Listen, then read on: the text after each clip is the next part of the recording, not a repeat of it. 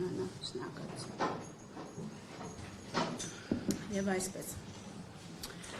Անկախ դիտորդ դաշինքի ֆեյսբուքյան էջից և մամուլի հրապարակումներից տեղեկանում ենք, որ անկախ դիտորդը ապրիլի 22-ին դիմում է ներկայացրել ուղարկել վարչական դատարան, որի համար հիմք են հանդիսացել ընտրություններին նախորդող այս փուլում «Իմ քայլը» հիմնադրամի կողմից իրականացվող բարեգործական միջոցառումները։ Իրենք քարոզչական ուղղակի փաստեր չեն հայտնաբերել, սակայն հիմնադրամի բարեգործական ծրագրերն ու իմ կերպարը ասոցացրել են իշխող քաղաքական ուժի հետ։ Իմ քայլը ասոցացվում է քաղաքացիական պայմանագրի հետ, փաստ է Աննա Հակոբյանի ասոցացումը, ասում են նրանք, և ինչպես նշված է ազատության հոդվածում, եթե վարչական դատարանում ապացուցվեն իմ քայլը հիմնադրամի խախտումները, ինձ սպառնում է տուգանք մինչև 6 միլիոն դրամի չափով։ Ես այժմ հայտարարում եմ, որ սույնով խախտվել են իմ սահմանադրությամբ, մի շարք օրենքներով և միջազգային կոնվենցիաներով պաշտպանվող իրավունքները։ Մասնավորապես սահմանադրության հոդված համար 7 ընտրական իրավունքի սկզբունքները սահմանում է ազգային ժողովի և համայնքների ավագանիների ընտրությունները, ինչպես նաև հանրաքվեներն անցկացվում են ընդհանուր, հավասար, ազատ և ուղղակի ընտրական իրավունքի հիման վրա գաղտնի քվեարկությամբ։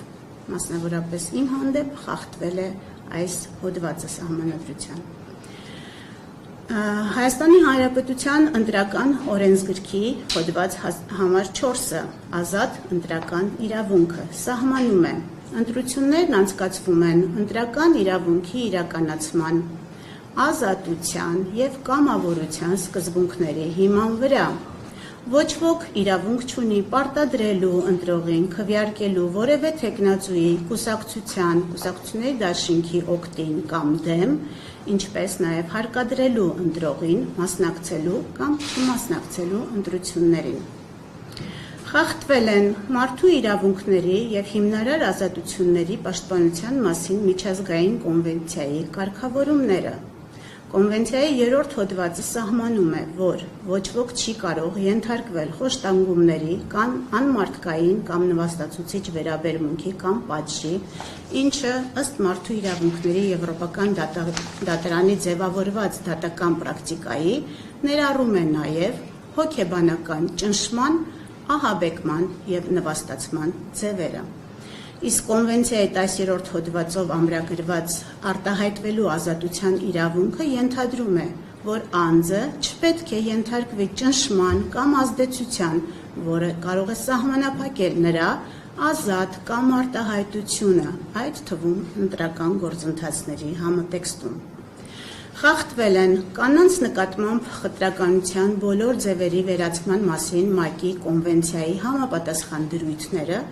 որոնք քրեականացնում են ցանկացած հիմքով բռնությունը, ներառյալ նաև հոգեբանական և հուզական բռնության ձևերը, որոնք կարող են արտահայտվել սպառնալիքի, հարկադրանքի կամ մանիպուլյացիայի միջոցով և դիտարկվում են որպես կանանց նկատմամբ խտրականության դրսևորում։ Խախտվել է քրեական օրենսգրքի հոդված 210-ը, որը սահմանում է անձի ընտրական կամ հանրաքվեին մասնակցելու իրավունքի ազատ իրականացումը խոչընդոտելը առաջացնում է քրեական պատասխանատվություն։